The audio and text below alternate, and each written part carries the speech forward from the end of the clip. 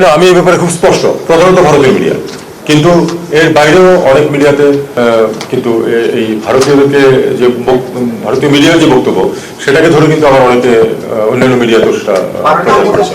দেখুন, আমরা যে বার্তাটা দিতে চাই সেটা হলো যে এই সরকার কোনো ধরনের কোনো সাম্প্রদায়িক যে কার্যকলাপ সেটাকে বরদাস্ত করবে না, এবং সেটা হিন্দু বলে কথা নয়, মুসলিম বলে কথা নয়, আমরা সবাইকে সমান চোখে দেখবো এবং এই মেসেজটা আমরা সবাইকে দিতে চাই, পার্টিকুলার কোনো একটা অংশকে না, সবাইকে এই মেসেজটা দিতে চেয়েছি। এবং এটাও আমরা বলেছি যে এ ব্যাপারে আইন তার গতিতে চলবে এবং সেখানে যদি কেউ বিশৃঙ্খলা সৃষ্টির চেষ্টা করে অবশ্যই সেটাকে শক্ত হাতে দমন করা হবে।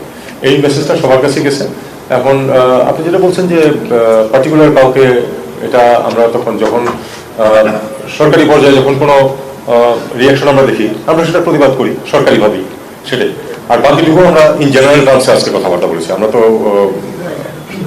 কোনো কাউকে দোষারোপ করার জন্য আসছি, আমরা শুধু আমাদের অবস্থানটাকে শক্তভাবে উল্লেখ করার জন্য এসেছি।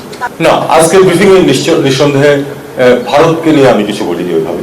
আমি মিডিয়া সম্বন্ধে বলেছি এবং ভারতীয় দূতাবাসের প্রতিনিধি ছিল। স্পেসিফিক্যালি এই বিষয়টা আমরা তুলিনি, এই বিষয়টা আমরা সংশ্লিষ্ট দেশের সাথে তুলব, কারণ অল পার্টি পার্লামেন্টারি গ্রুপ যেটা তো ব্রিটেনের, আমি তো অন্য দেশের সেটা বলে লাভ নেই, ব্রিটেনের সাথে আমরা এই ইস্যুটা তুলব। আপনারা দেখেছেন যে অত্যন্ত একপেশে একটা রিপোর্ট তারা দিয়েছে, মানে 4টা নির্বাচনকে মোটামুটি তারা এক পর্যায়ে ফেলেছে, 3 বার পুনর্নির্বাচিত হয়েছে। সেই নির্বাচনটা কি মানে হয়েছে সেটা একটি শব্দ সেখানে নেই। 1500 ছেলে মেয়েকে হত্যা করা হয়েছে, একটা শব্দ উল্লেখ নেই সেখানে এখানে।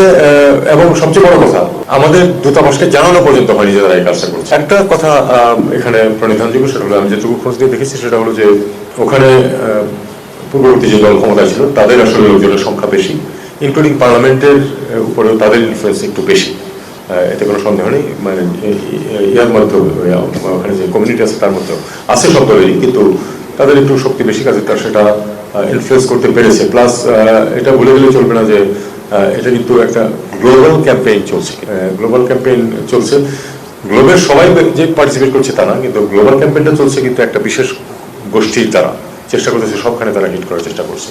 সেটা আমাদের তাদের রিচ বেশি, এটা কোনো সন্দেহ। হ্যাঁ, গ্লোবালি যে করা হচ্ছে এটা আমরা আমাদের এটা বলেছি আমরা, এবং এটা আমাদেরকে মেনে নিতে হবে যে তাদের যারা এটা করছে তাদের রিচ আমাদের তুলনায় বেশি, আমাদেরকে তাদেরকে মোকাবেলা করতে হবে।